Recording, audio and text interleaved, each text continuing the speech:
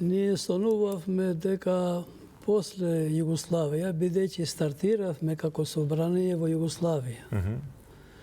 После Југославија ќе ги уживаме нашите права.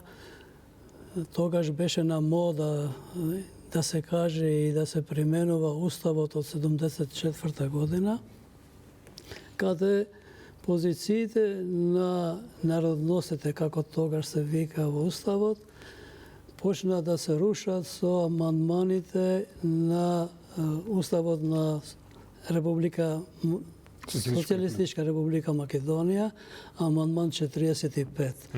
Со кој амандман се укина сите национални права, скоро посебно во доменот на образованието. Тогаш беше тема на денот администрација и евиденција во училиштата.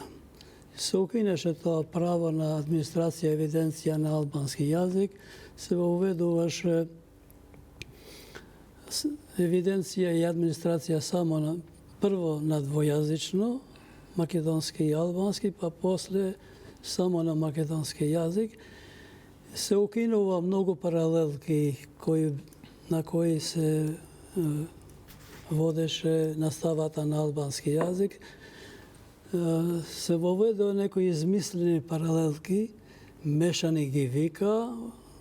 Во тие паралелки учениците требаше да учат само на македонски јазик, наставниците да бидат и може да бидат и албанци, но само да предават на македонски јазик.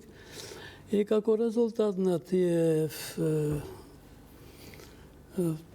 настани кои следеа, посебно после усвојувањето на Уставот, ние, групата интелектуалци од Тетовската гимназија, основавме политичка партија и легално во собранието се боревме за нашите права.